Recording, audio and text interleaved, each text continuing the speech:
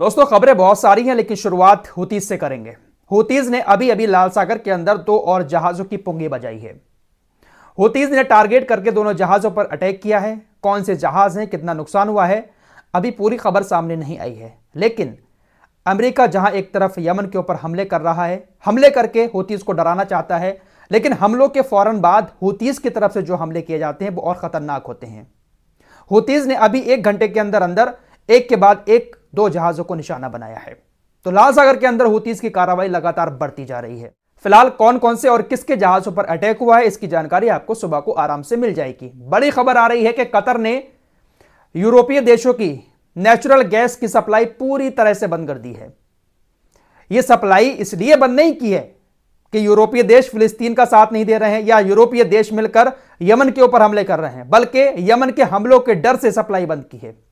बहुत दिन पहले आपको बता चुका हूं कि कतर ने 5 जहाजों को बंद कर दिया था, जो 5 जहाज यूरोप में अपना गैस लेकर जाते थे। इसके अलावा कुछ जहाज ऐसे थे जो जा रहे थे, लेकिन अभी अभी कतर ने इस बात की जानकारी दी है कि हमने पूरी तरह से यूरोप का गैस शिपमेंट बंद कर दिया है। यूरोप की दिक्कत बहुत ज्यादा बढ़ने वाली है। फिलहाल इस वक्त दिक्कत में तो इजराइल है। हमास ने इजराइल के ऊपर जो हमले किए हैं, इजराइल ने तो गाजा को तबाह कर ही दिया है, लेकिन हमास ने भी इजराइल के बहुत सारे शहरों को उजाड़ा है, बड़ी बड़ी बिल्डिंगों को तबाह कर दिया है। इस जंग के शुरू होने के बाद से इजराइल ने फिलिस्तीन के मजदूरों का भी इजराइल में आना बंद कर दिया है, जिस वजह से इजराइल में मजदूरों की कमी हो गई है। तो अब इजराइल ने इंडिया से कहा था कि आप 1 लाख मजदूर हमें भेज दें। भारत से, उत्तर प्रदेश और हरियाणा से हजारों की तादाद में बेरोजगार मजदूर इजराइल जाने को तैयार हैं। लंबी लंबी लाइनें लग रही हैं और हमारे देश के उत्तर प्रदेश में, हरियाणा में जो बेरोजगार मजदूर हैं वो आवेदन कर रहे हैं। लोग इजराइल जाने को पूरी तरह से तैयार हैं। लोगों का कहना है कि भारत में हमें काम नहीं मिल रहा है, रोजगार नहीं है, और अगर मिल भी जाता है तो इतनी इनकम नहीं है। हमने सुना है कि इजराइल की सरकार जो सैलरी दे रही है वो तकरीबन 1.5 लाख रुपए तक पहुंच जाएगी, इसलिए हम अपने बच्चों की खातिर इजराइल जा रहे हैं। लंबी लंबी लाइनें लगी हुई हैं। सोशल मीडिया पर लोग सवाल उठा रहे हैं कि राम मंदिर के उद्घाटन के फौरन बाद ये तस्वीरें जो आ रही हैं बेरोजगारी वाली, के एक ऐसे देश में लोग जाकर काम करना चाहते हैं जहां पर चारों तरफ मौत घूम रही है, कब कहां से रॉकेट और मिसाइल आकर गिर जाए कुछ पता नहीं होता। ऐसे हालात में हमारे देश के मजदूर इजराइल जाकर काम करना चाहते हैं। ये जो तस्वीर आपको नजर आ रही है, ये इजराइल का एक सैनिक है नहीं, था, अब ये मर चुका है। परसों गाजा के अंदर हमास ने इजराइल की सेना पर जो अटैक किया था, जिसमें बहुत सारे सैनिक मारे गए हैं इजराइल के, उसमें यह भी शामिल था। इसकी भी मौत हो गई है। अपनी मौत से कुछ टाइम पहले इसने सोशल मीडिया पर एक पोस्ट लिखा था। इसने लिखा कि भाई मैं गाजा से तब तक नहीं लौटूंगा जब तक मैं उन्हें नरक नहीं भेज देता हूं। फिलिस्तीनियों की बात कर रहा था, गाजा के लोगों की बात कर रहा था। मैं गाजा से वापस नहीं जाऊंगा जब तक मैं इन गाजा वालों को नरक में नहीं भेज दूंगा। लेकिन हमला हुआ और खुद नरक में पहुंच गया। इजरायली सेना के बारे में जिस तरह की बातें दुनिया में फैली हुई थी इस जंग से पहले, कि वहां की तो महिलाएं भी बहुत बड़ी ताकतवर होती हैं, महिला सोल्जर भी ऐसी हैं कि अच्छे अच्छों के पसीने छुड़ा देती हैं। इजरायली मीडिया की तरफ से खबर छापी गई है कि इस वक्त जो महिला सिपाही हैं वो गाजा के अंदर जाना ही नहीं चाहती हैं, गाजा के अंदर जाकर लड़ाई लड़ना ही नहीं चाहती हैं। इसलिए वो बहाना करती हैं कि हमारा दिमागी संतुलन खराब हो गया है, हमारा दिमागी संतुलन बिगड़ चुका है, हमारा दिमाग ठीक से काम नहीं कर रहा है, इसलिए हम गाजा में जाकर लड़ाई नहीं लड़ पाएंगे। इस तरह का बहाना करती हैं लड़ाई से बचने के लिए। अब ऐसी महिला सैनिकों को इजराइल की जो पुलिस है वो जेल में डालने की धमकी देती है कि अगर आप गाजा में जाकर लड़ाई नहीं लड़ेंगी तो हम आपको उठाकर जेल में डाल देंगे। इजरायली पुलिस का कहना है कि ये लोग, ये महिला सिपाही बहाना कर रही हैं मानसिक संतुलन का। दोस्तों इजरायली महिला सिपाही जो है ये टिकटॉकर हैं बहुत बड़ी, और अभी भी ये टिकटॉक वीडियो बना रही हैं। जंग शुरू होने से पहले ये बॉर्डर पर इधर उधर तैनात रहती थी, फिलिस्तीनियों के लोगों को गोलीबारी करके डराकर और टिकटॉक वीडियो बना लेती थी। लेकिन अब खतरनाक जंग जब हुई है तब इनका मानसिक संतुलन बिगड़ा है। बहुत सौ का तो सही में बिगड़ गया, बहुत से बहाना कर रहे हैं। दोस्तों एक रिपोर्ट सामने आई है, 109 दिन की जंग में इजराइल की सेना ने गाजा के अंदर 11,000 बच्चों को मार दिया है। पिछले 2 दशक में इतने ज्यादा बच्चे किसी भी जंग में किसी भी देश में नहीं मारे गए हैं। लिस्ट आपकी स्क्रीन पर है। सीरिया के अंदर 11 साल जंग चली जिसमें 12,000 बच्चे मारे गए।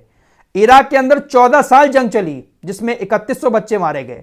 अफगानिस्तान के अंदर भी 12 साल जंग चली, जिसमें 8099 बच्चे मारे गए। यमन के अंदर भी 8 साल तक जंग चली, जिसमें 3700 बच्चे मारे गए। जबकि गाजा के अंदर सिर्फ 3 महीने में 109 दिन में 11,000 बच्चों को इजरायली सेना मार चुकी है। दुनिया का अब तक का सबसे बड़ा नरसंहार यही है, जिसमें इतने सारे बच्चों को मौत की नींद सुला दिया गया हो। सऊदी अरब को लेकर एक बड़ी खबर आ रही है। सऊदी अरब के अंदर पहला दारू का स्टोर खुलने जा रहा है।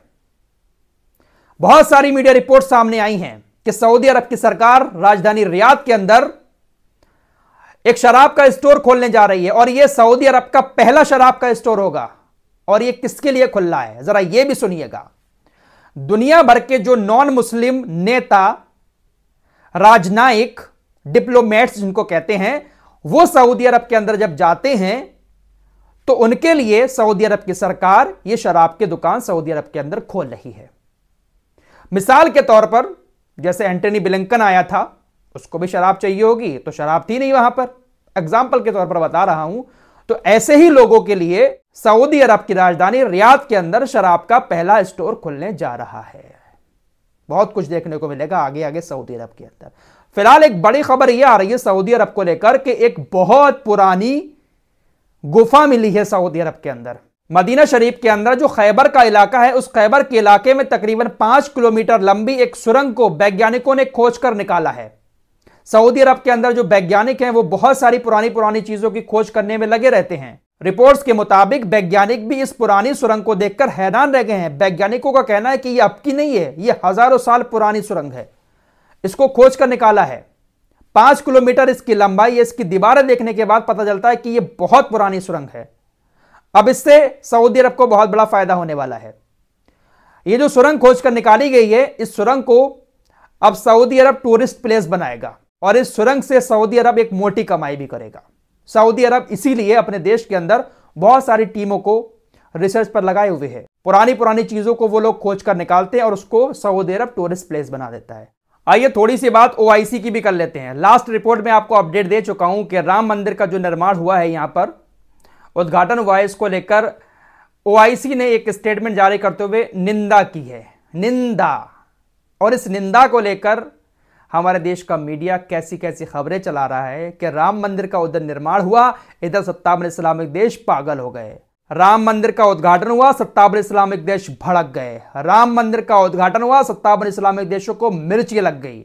इस तरह की टैगलाइन लगाकर हमारा देश का मीडिया खुले तौर पर हिंदू मुस्लिम की नफरत फैलाना चाह रहा है। अरे ओआईसी सिर्फ एक नाम का मुस्लिम संगठन है।